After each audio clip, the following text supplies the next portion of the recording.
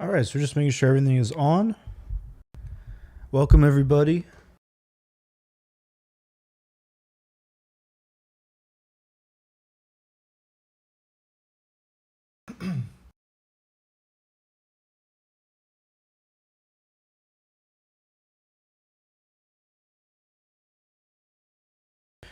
Just getting everything set up here.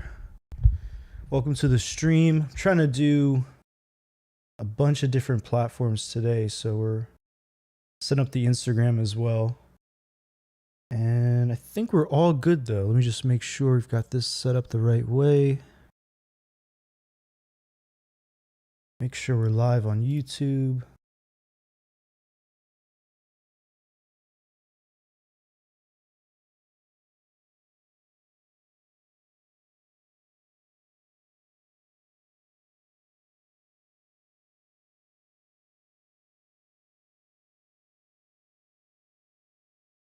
Okay, so I think everything should be on.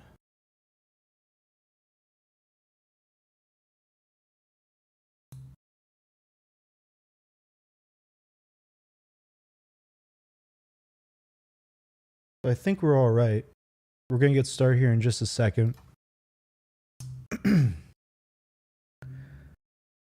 Welcome, everyone. How's everyone doing? Hope everyone's having a good week. Welcome, everyone. How's everyone doing? Okay, I think this is on. Cool. All right, sweet. Yeah, welcome, everybody. So this is a stream we're doing on Ableton Live, and it's specifically a mixing stream. I've wanted to do one of these for a while, just to cover a bunch of different topics when it comes to Ableton Live. Mixing a full session and sort of everything that goes into that. Also from the perspective of working with really big sessions. You know, you have a lot of tracks to deal with. You might get a track from a client, or you might be working on one of your own songs, and how you sort of figure your head around all of the things that you have to do to make the music sound great, right? So this will be Ableton Live focused, but even if you're using Pro Tools or Logic or FL Studio or something like that, you could probably pick up a lot of useful techniques when it comes to just the mixing side of things. But we will start with sort of like an Ableton based kind of approach. So here's our track. We have sort of a cool sort of world music style track with a lot of instruments, a lot of percussive instruments in it. So we'll take a listen first.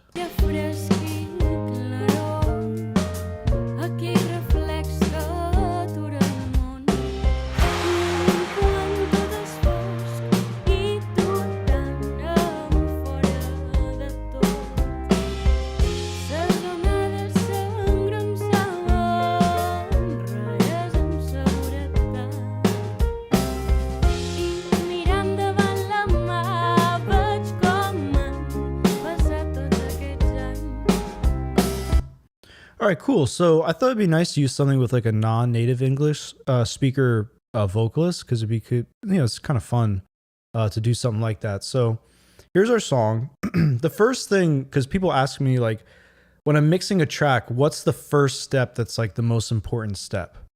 And it's definitely looking at your levels. So in Ableton in particular, it's not that easy. You're looking at these level meters right here. They're very small. Okay, so for you, like, I would just kind of try to see if it goes red. They do a great job of showing it when you are clipping in your master fader, which is this one right here. If it is going red, you right off the bat, you have to bring everything down, because you want to have that headroom so you're not clipping. So that's like the biggest first step you could really take. We'll take a listen again.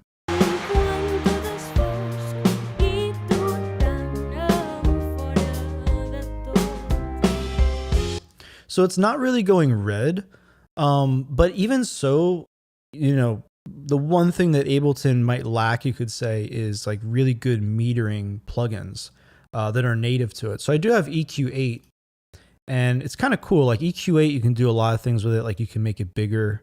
You hit this little arrow right here, or this triangle, I guess you call it.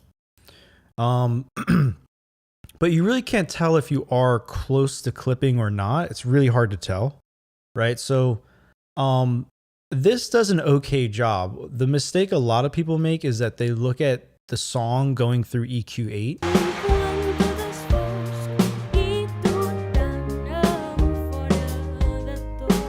And they say, well, here's my 0 line, right? So there's unity, like it's probably clipping, right? Because it's going above 0. And that's like a big misconception about this plugin and a lot of other EQs is that they're showing you 0 as your starting relative point and then plus 6 dB or negative 6 dB. So it's just showing you like the addition or subtraction of decibels. It's not really the unity 0 line. So, that's just something to keep in mind. I do tend to use this for metering. So this on the right-hand side, this is FabFilter Pro Q3. This is a third-party plugin, but it will show me if I'm close to clipping or not through the master fader. Turn it on.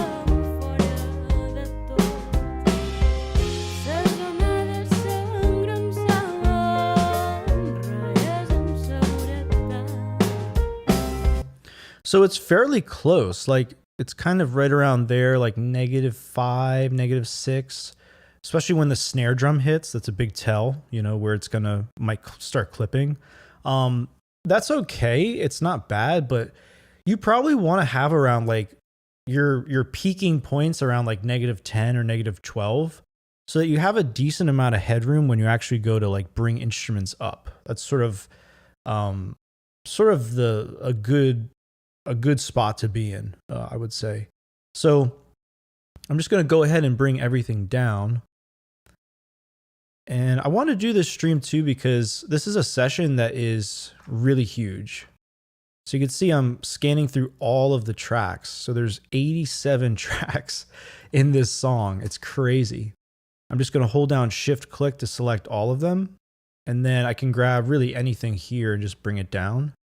And everything will come down uniformly. So I'll bring everything down by about maybe 5. Let's go for like 6. So right here, it's going to sound lower now.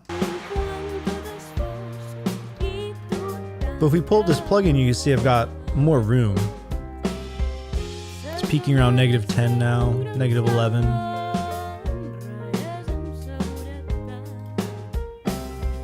So it just gives me more headroom to work with. So if I do start pushing things up, I'm less likely to, start clipping.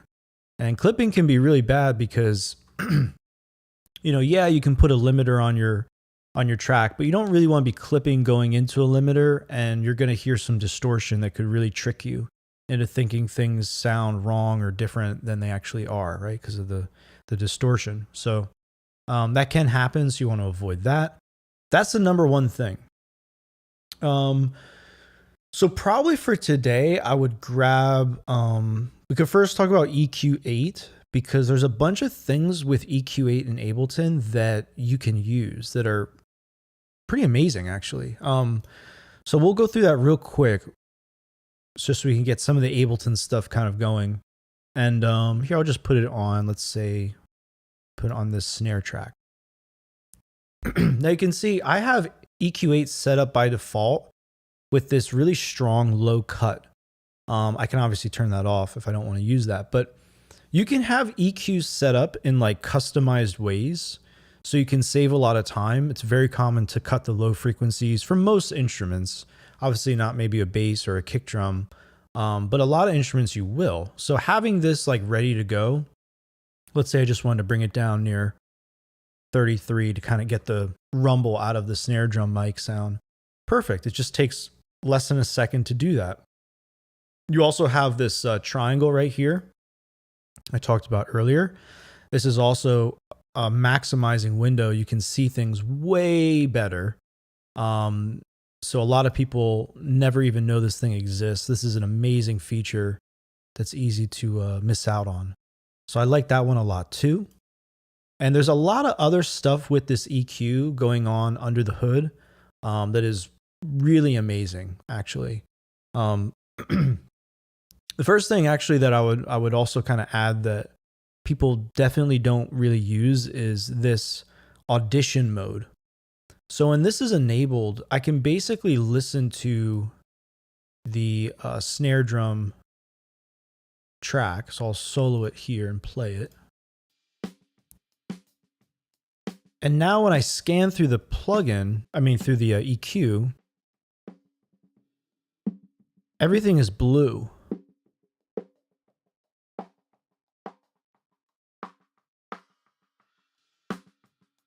And when I let go, it goes back to the original sound.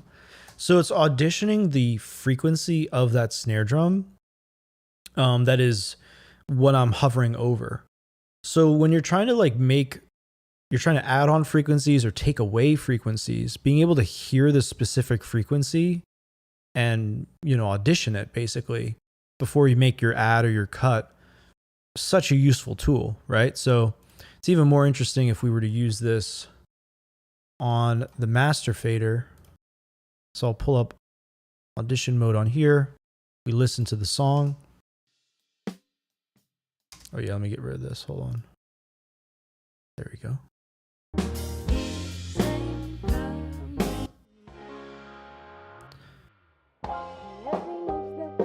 So now we're scanning through the music. You can hear where the bass guitar sits, where the kick sits, the piano, the organ, keyboards, snare, cymbals. A lot of vocals up there, around 6,000 hertz. Shakers. So you can audition every piece of an instrument or the whole mix and really hear where everything actually is in the frequencies, right? So that's audition mode in EQ8. Really, really useful tool. I can't say that enough. It's going to help you know what's going on when you're trying to use an EQ. There's some other features with EQ8 that are really great. I want to do a video just on mid-side processing. So this has a left, right, and a mid-side mode. You can get into that as well. And I'm probably going to do a specific video just about mid-side processing as well for people that want to get into mixing. But yeah. So feel free to check out EQ8 for yourself. Use those features. They're really great. There's another really cool thing that you can do with EQ8 that's probably not talked about as much, which is that, like anything in Ableton, kind of like the advantage of Ableton, you can tag things to other plugins. So whatever Ableton plugin you have up, any of its parameters, almost any of them, I think, can be tagged to a modulator or an envelope trigger. So that's a really useful thing. Now, I came across this technique I'm going to show you in a second, in sort of a funny kind of way, because, you saw this plugin earlier. So this is the Pro Q3. So these are pretty expensive, like third-party plugins that people